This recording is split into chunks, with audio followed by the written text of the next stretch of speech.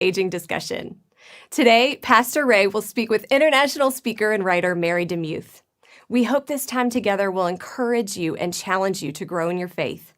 Thanks again for spending your evening with us. Now, let's join Pastor Ray and Mary DeMuth. Well, it's right here, and I want to remind everybody that tomorrow is the National Day of Prayer, and I'm calling our church to spend some time on our knees and in prayer throughout the day.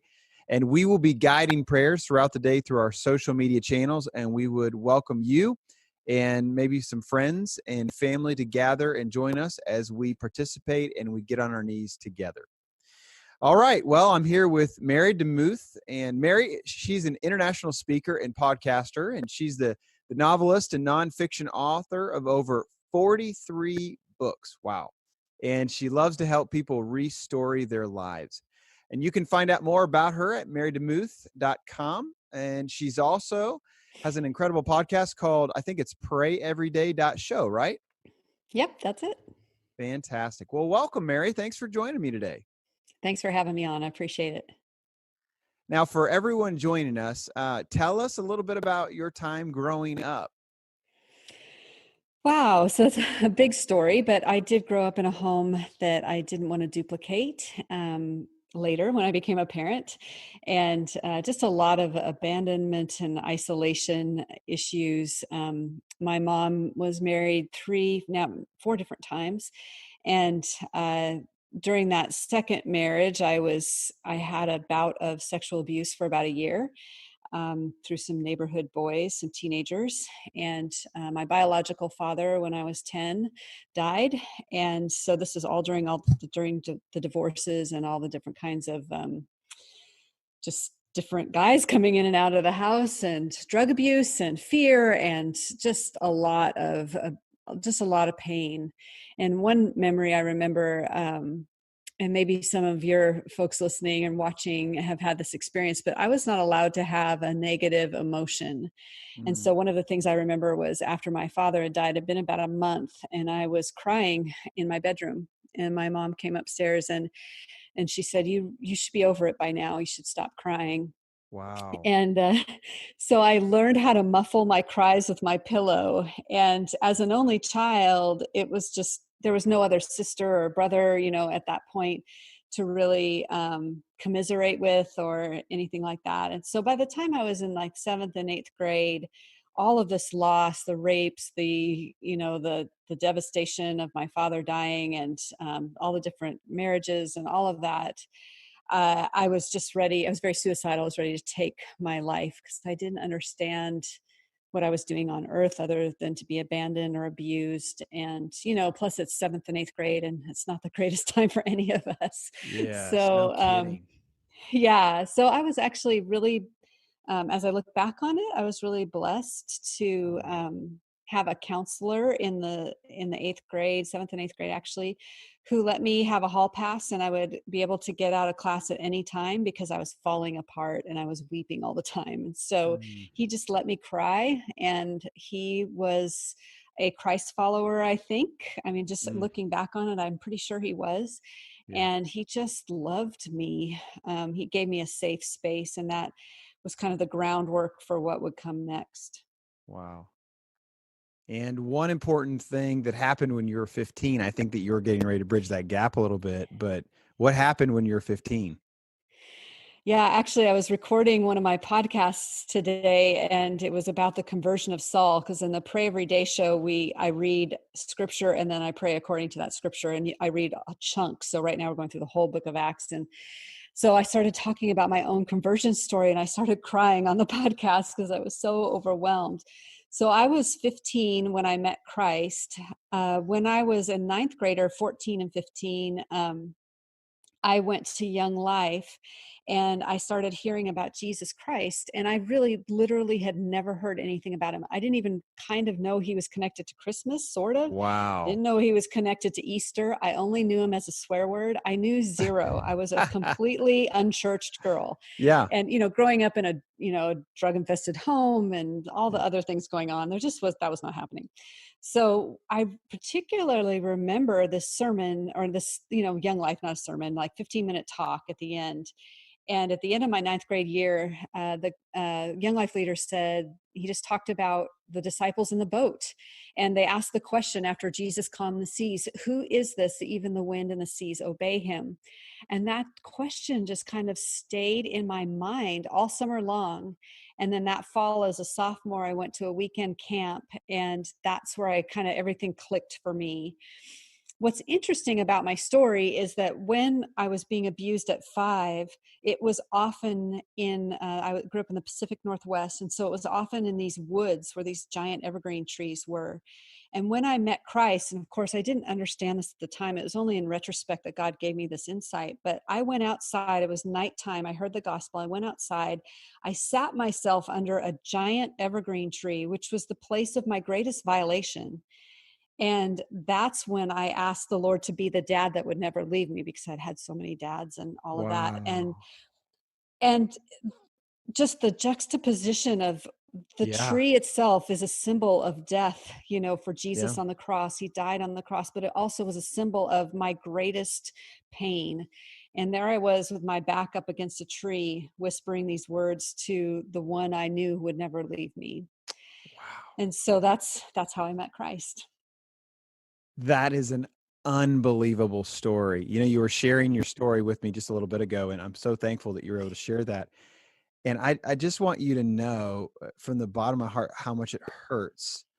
I have 2 daughters, and for me just to hear that, that is my worst nightmare for my Yeah. daughters, but then also for any woman, any daughter who's created in the image of God. And just so my heart goes out to you and anyone else watching or listening who is maybe going through that, and you would be a great, great resource for them and confidant in that, I'm sure. And you can, we'll give your information on this in the comments below or wherever else, so that people can reach out or look up you a little bit more. But that's an amazing story. And I came to Christ when I was 17, and Mm. it was a little bit of different scenario, but I'm just so thankful that Jesus reached down and he plunged us to victory, as the old hymn says, right? Yes, exactly. So good. Well, another important thing, not as important, but very important, happened in your life, and that was meeting your husband. And now you've got a family. Could you tell us a little bit about him and the rest of your family? Sure. So, like a good little Christian girl, I met my husband at church. And interestingly enough, I met him right after I got back from my first mission trip. And I had gone to Malaysia by myself with our church, which is so crazy. I was like 21 years old, and I went to this country on the other side of the world and came back. And then I met him, and then he was on his way to go to um, India, and at that time it was called Calcutta, and he was working at Mother Teresa's house for the dying and destitute. And he actually Wow. met her, and she blessed him, Wow. which What is was that amazing. like? Cool. He said she's very short, but he was there when she got her pacemaker in, and Okay. so the DNA of our relationship, we weren't dating or anything. The DNA of our relationship was this kind of overseas missions kind of thing. And so he Hmm. came back from there. We dated 1 day shy of a year, and then we're married. Hmm. And then soon after had 3 kids, Sophie, Aiden, and Julia, who are now in their 20s and on their own. And we will be married 30 years this year.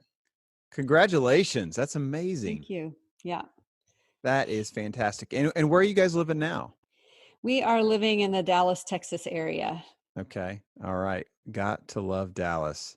And you guys and you guys in the Metroplex, obviously just exploding with growth. I lived there when I was in graduate school, and it's just changed even so much since. I was there. Yeah. We were just chatting a little bit ago, and I was there months ago, and I just couldn't believe the growth. It's amazing. It's good. Yeah. Yeah. It's good. Lots of people coming here, and God's doing some great things. So it's been really cool. I'm not So, from here either. I'm like a transplant. I don't sound like I'm from Texas, but yeah. uh, I I can live here. hear I can hear the Northwest in your Yes. voice for sure.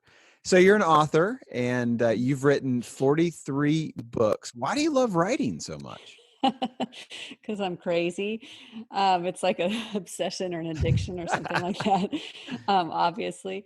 No, I've always loved it. And I have processed my life through writing. And even if I never got paid again for it, I would always do it.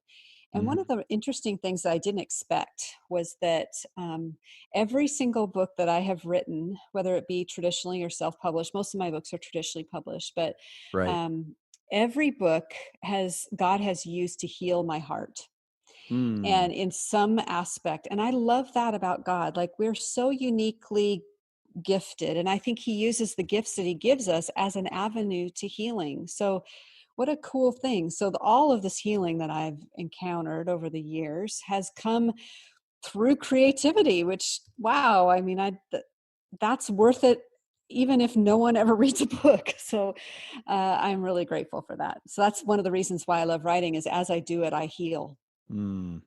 And just so you know, there are a lot reading your books. My own wife, I told her that we would be having this conversation, and she said, "Yeah, read one of her books," and so I wanted to pass that along. In fact, that I think that she I wishes have a reader. you have many. You have many. One of the books that I wanted to talk to you about was your book, The Wall Around Your Heart. And you share about rising above the emotional and spiritual wounds caused by others, which leads to experiencing joy. And what I love is you talk a lot about healing, and that is so big. And I love so many aspects about the book that I've just gotten acquainted with. And I want to ask you, what prompted you to write this book, The Wall Around Your Heart? Well, I would like to say that it didn't come from my own life, but of course it did. So Mm, we, as I said before, we had in our DNA both church planting and overseas ministry, and so we were church planters in the south of France for a couple years with our kids. And while we were there, we encountered some pretty hard relational realities. And I remember flying home after we had finished our stint there, and we were flying home. And I remember thinking, I don't ever want to have a friend who's a Christian again. And I specifically don't want Christian leaders to be my friends. So I had wow. told the Lord, I'm done. I'm done. I have been raked over the coals. I'm finished. But what happened after that was pretty interesting. And I think this story is the foundation of the book. So we came Mm, home and we were going to live in the corner of a barn. And this was right around Christmas time. And I didn't even know if we were going to have Christmas. It was mm, like the 18th of December, and all we had was our suitcases. Everything else was coming on this boat. And so we were going to live on this farm, and in the corner of a barn was a little apartment. And as we drove up, there were Christmas lights strung. I thought, oh, that's kind of cool. And as we got there, our friends were there, and there was a Christmas tree up. There was food in the pantry. The beds were made. It was welcoming. There were presents, cookies on the table. And in that moment, it was like the Lord said, are you going to allow yourself to be healed? And wow. by these people who do love me. And Mm, I realized that what wounds us is what heals us, and mm, that relationship is the very vehicle that heals us, even though relationship has hurt us. And so I had to learn not to wall off my heart, because these people who mm. did the Christmas tree were my avenue for relational healing. And so that's kind of the Wow. underlying story of why I wrote the book. Thank God for people like that. Yes. Restore our restore our trust in humankind so often. Well, we often, I think, hear that followers of Christ can treat people worse than even non-believers. I know as a pastor, I've experienced some of that, and I'm sure, as you even shared, you have as well. But in your processing and thinking through this, and then writing this book, why do you think that happens? Well, I think as I look back on our time in ministry overseas, I think some of it we have to account for wolves in sheep's clothing. Hmm. Sometimes people will name the name of Christ, and we can't know, we're not God, so we don't know whether they're telling the truth or not. but they can name the name of Christ, but really be far from him. And so then they act unbecomingly. Mm. And then I think also there's people that haven't dealt with their stories. And so one of the things I say to audiences is an untold story never heals. And so when we stuff our stories for a long time, they come out not out of our mouth, but out of our behavior, and all those wounds and broken places that we haven't worked on always comes out in our relationships and the way we treat people, particularly when we feel like we're out of control and we need to control something or control someone. Mm. And so I think that's it. And then also I think people let down their guard with other believers and they think, well, there's grace and there's forgiveness, so I'll just do whatever I want. And Yeah. or they think that the pastor or the ministry leader has no heart and that they can endure everything, so they just let it go. I also think too, social media has not contributed to this well, because we are able to say the meanest, most mean-spirited, awful, unchristlike things to people behind a screen, forgetting that they're human. And I think that has then given rise to us to be emboldened in the way that we speak to each other face to face. I could not agree more. You said it better than ever I could have.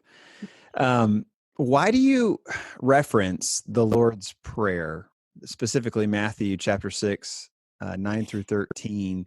You talk about how it's a treasure map to overcome hurt and pain inflicted on us by others the way you do. Tell me more about that. Right. So as I was writing the book, or actually I was writing the proposal for the book, I really just prayed, Lord, give me a metaphor or something, the framework to Mm. talk about relational heartache. And he just dropped in my mind the Lord's Prayer, and I thought, that's weird. So I I I love went that. to I was like, that doesn't make any sense. But Right. then as I read it, I was like, Yeah. oh my gosh, this is a relational prayer. I mean, it Perfect. starts with the word our. Mm. Not my Father. And we're such an individualistic society. We want to say, my Father who's in heaven, hallowed be your name. But no, it's our. It's done in community. This is a communal prayer. So the whole prayer starts off relationally. And it gets to this idea of who do we worship? Mm. How do we start our days? We have to start it with the Lord. Mm. And in that prayer, I mean, obviously, when you get to the end, the forgive us our sins as we forgive those who have, all of that kind of stuff, obviously is relational. And every single prayer of that prayer, every single line of that prayer is a treasure trove to help us with our relationships. And so what Mm. I have used is the Lord's Prayer as an avenue to heal from a broken relationship. That is so good. So, many people are watching right now and going to be listening as well. And I wanted to ask you this. This is really where the rubber meets the road. As we reflect on the Lord's Prayer, what are some ways, in your opinion, we can endure, thrive through relational pain when it comes to maybe a spouse or kids, family, friends, neighbors, coworkers, et cetera, even as you mentioned online? But what are some ways we can endure and then take a next step, thrive, and see healing in the middle of all that? Right. I think for me, it has been tempering my expectations Mm. and making Jesus truly the Lord of my life. Yeah, And so, if he is truly the Lord and he is my sustenance and my river of living water from within, that's good. then I do not have to have my husband fill every nook and cranny of my heart, or my best friend, or my kids, or I don't have to live my life precariously through my kids for my self-esteem, because all my esteem comes from him. Hmm. And so that doesn't negate the fact that these things happen. It doesn't negate the fact that people will hurt you. But if you have ultimately settled your worth in Jesus, and ultimately know that everything's going to be made right on the other side, and have this eschatological living, toward what's going to happen later, that has helped me quite a bit too, is just to remember, okay, this Christ follower in particular who I'm in conflict with, and we can't seem to make it work out, and I don't know why, and we've tried everything, in heaven, in the new heavens and the new earth, it will be reconciled. And so I can Yes. kind of set it aside for a moment and say, okay, I can't fix this. Jesus, help. But I will look forward to the day when this will be fixed. That's good. That is good. Well, we're in the 8th week. Can you believe it, of this COVID craziness? And I No. cannot believe it. It That's feels like we've been crazy. in it for a decade, but it's only been Yeah. weeks. And I have certainly been learning a lot. We've been actually going through a teaching series specifically on the book of Philippians about joy as a church. But what have you been learning through this? Well, I love that you're talking about joy because I think that is part of it. I'm pre-recording some episodes for Pray Every Day, and we're going through the book of Acts right now, and it has been such a great reminder that we're not promised uh, the American dream. Yeah. We're not, and there's Yeah. nowhere in Scripture is that anywhere promised. We are promised persecution. And Mhm. as I look at the book of Acts and I see what happens, the church grew from persecution. The church grew from hardship. The church grew in the crucible. And Mhm. so the thing I'm learning is I'm asking God to give me a heart that is pliable in the suffering, so Mhm. that I can mine the gold from it. That was mixing a bunch of metaphors, but you know what I mean. Just that that I can see this suffering not as something to push against, but as something to Right. welcome as part of my growth journey.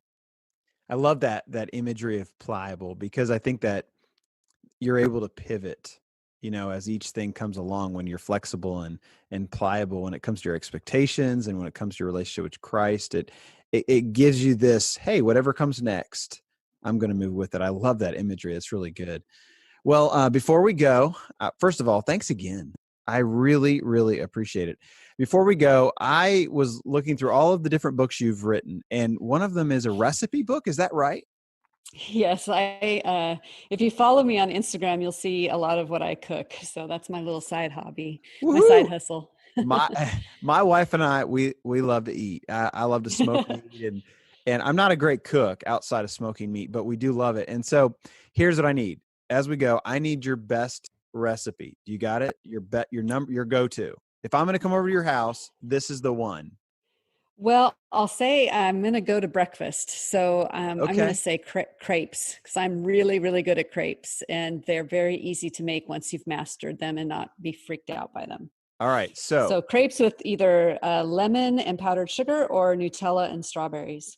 So I'm coming over. We're bringing Okay. my family tomorrow. No, just kidding. Yeah. Um, Here's what we're going to do. I'm going to get that recipe from you, and then we're going to post your recipe on our social media page so that anyone Perfect. watching or listening, they can download it. Sound good? Yeah, sounds great. Well, once again, thank you so much just for sharing a little bit of your time with us. And thank you for sharing your story and sharing your heart and how God is using your past, has redeemed it, and now he's using it as a major launching pad to others being healed. And from the bottom of my heart, I just want you to say thank you for that. Thank you. I appreciate it.